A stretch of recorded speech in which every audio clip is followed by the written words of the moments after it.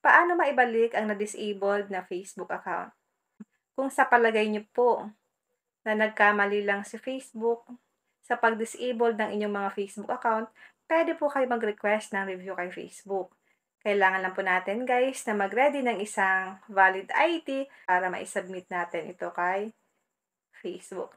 Kailangan po once na na-disable ang ating Facebook account, bago mag 30 days, kailangan po makapag-request na kayo ng review kay Facebook. Huwag nyo na pong hintayin na lumampas pa ng 2 buwan o kaya 3 buwan bago po kayo mag-request ng review kay Facebook. Ito po ang dapat yung tatandaan na kailangan bago mag 30 days, makapag-send kayo ng request ng review sa kanya. Ito lang po ang gagawin natin guys. Bakit pala tayo guys nadi-disable ang ating Facebook account? Ito po ay kapag nagkaroon tayo ng violation na sunod-sunod kay Facebook. Ito po ay kapag nagkaroon tayo ng violation na sunod-sunod at community guideline standard pa. Kaya iwasan po natin na magkaroon ng violation kay Lolo Mets para hindi po ma-disable ang ating mga Facebook account. Ito lang po ang gagawin nyo sa mga nagtatanong dyan kung paano raw po maibabalik ang kanilang mga na-disabled na Facebook account. Punta lang tayo sa ating Google. Click Google. Dito po sa may search engine, i-type nyo lang dito ang Facebook Help Center. Then search natin.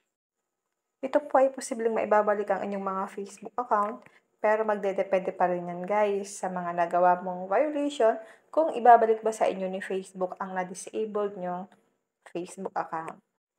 Click natin itong Help Center Facebook. I-type natin dito sa How can we help you? My Facebook account was disabled. Then, click natin ito. May mga choices po siya dito. My personal Facebook account is disabled. Pipili lang tayo dito guys ng isa. Piliin natin itong my personal Facebook account is disabled. I-zoom out natin. May nakalagay dito guys. We disabled Facebook accounts that might not follow the Facebook terms. Kaya kailangan po natin basahin talaga ang Facebook terms para maiwasan natin ang ma-disable ang ating mga Facebook account. Some examples of why your Facebook account might be disabled include posting content that doesn't follow the Facebook terms, using a fake name, impersonating someone. Yan guys, basahin na lang po natin ito guys. Basahin nyo po ito. Isa-isahin nyo po ito guys, kung bakit tayo nagkakaroon ng disabled na Facebook account. Hanapin nyo lang dito guys ang what to do if you think that your account was disabled by mistake. Kung sa palagay nyo raw po na ang pagka-disabled ng inyong Facebook account ay isang pagkakamali or nagkamali lang si Facebook, pwede po kayong mag-request ng review sa kanya. Gamitin natin itong use this form to request a review. I-click lang natin ito. May nakalagay dito, my personal account was disabled. Kailangan mo lang siya guys fill upan. Ilalagay mo lang dito ang login email address or mobile number. Fill upan nyo lang ito guys.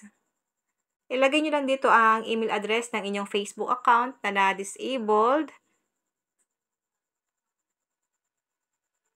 Your full name, ilagay nyo po dito ang inyong complete name. Then, click natin ang choose files. Kailangan nyo po mag-send ng ID sa kanya.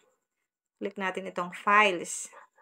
Pipili lang kayo guys ng ID nyo na kailangan nyo pong isubmit kay Facebook. Pag nakapamili na kayo, halimbawa mag-sample tayo guys. Halimbawa, ito.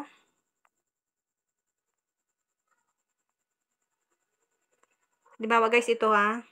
Example lang ito guys. Kapag na-fill upan nyo na po yan lahat guys, pwede nyo na siya ditong i-send. I-click mo lang po itong send dito sa baba. Ito pala guys, may nakalagay dito.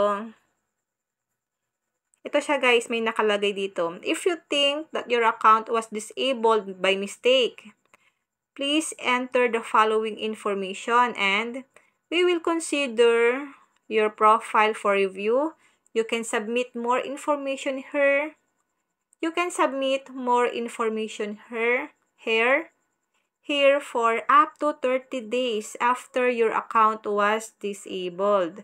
After that, your account will be permanently disabled and you will no longer be able to request a review. Kaya kailangan guys, bago mag 30 days, makapag-request tayo ng review kay Facebook kung yung pagka-disabled ng ating Facebook account ay isang mistake or pagkakamali lang.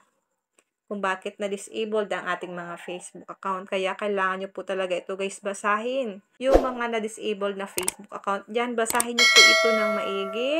At iwasan po natin na magkaroon tayo ng community guideline standard kay Facebook para hindi ma-disabled ang ating mga Facebook account.